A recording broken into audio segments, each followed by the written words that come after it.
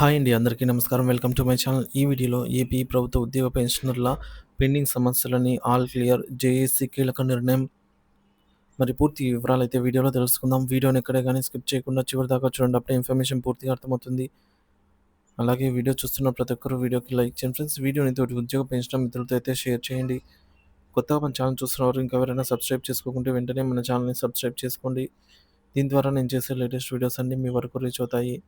ఇంకా ఆలస్యం చేయకుండా వివరాల్లోకైతే వెళ్ళిపోదాము.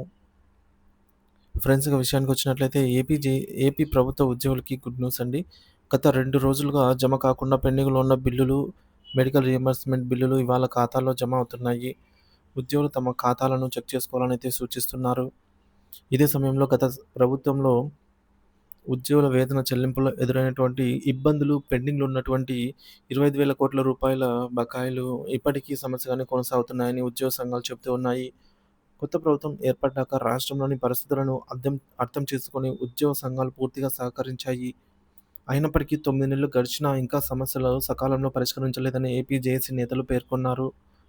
ఈ నేపథ్యంలో ఈ నెల 15న జరిగిన ఏపీ జేఏసీ సమావేశంలో ఉద్యోగులు, ఉపాధ్యాయులు, పెన్షనర్లు ఎదుర్కొంటున్నటువంటి సమస్యలపై చీఫ్ సెక్రటరీ గారిని కలిసి విజ్ఞప్తి చేశారు. 5 ముఖ్యంగా 5 అంశాలపైన వినతి పత్రాన్ని లేఖనైతే అందజేశారు. 5 ప్రధాన పెండింగ్ సమస్యలపైనండి. గత 9 నెలలుగా రాష్ట్రంలో ఉద్యోగుల సమస్యల పరిష్కారంలో ప్రభుత్వం విఫలమైందని, ప్రభుత్వం తక్షణమే జాయింట్ సాఫ్ట్ కౌన్సిల్ మీటింగ్‌నైతే నిర్వహించాలని ఉద్యోగ సంఘాలు డిమాండ్ చేశాయి.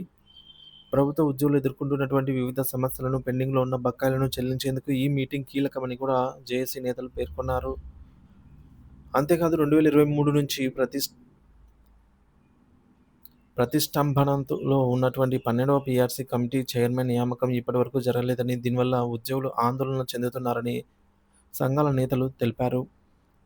మరి 29% ఇంటీరియం రిలీఫ్ వెంటనే మంజూరు చేయాలని, అదేదో పెండింగ్‌లో ఉన్నటువంటి 3 డీఏల చెల్లింపులపై ప్రభుత్వం తక్షణ నిర్ణయం తీసుకోవాలని ఉద్యోగ సంఘాలు కోరుతున్నాయి.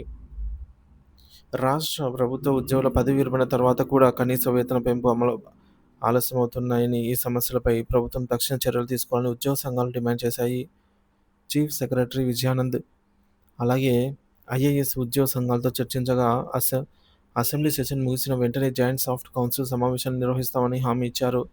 ఉద్యోగుల వేతన సమస్యలు, పెన్షనర్ల చెల్లింపుల విషయాలను పరిగణలోకి తీసుకొని త్వరలో తగిన చర్యలు తీసుకుంటామని తెలిపారు.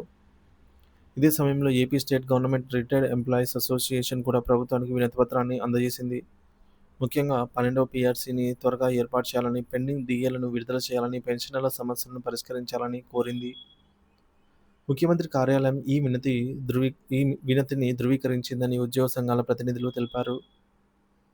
తాజాగా టీడీపీ హామీలపై ఉద్యోగ సంఘాలు తీవ్రస్థాయిలో విమర్శలు గుప్పిస్తున్నాయి. ఎన్నికల ముందు చంద్రబాబు నాయుడు అధికారంలోకి వస్తే వెంటనే 12వ పీఆర్సీని అమలు చేస్తానని, అలాగే సకాలంలో డీఏలు విడుదల చేస్తామని హామీ ఇచ్చారు. అలాగే ఐఆర్ కూడా ఇస్తామని మేనిఫెస్టోలో కూడా ప్రకటించారు. కానీ ఇప్పటివరకు ఎలాంటి చర్యలు తీసుకోలేదని యూటీఎఫ్ రాష్ట్ర అధ్యక్షులు నక్కా వెంకటేశ్వర్లు విమర్శించారు.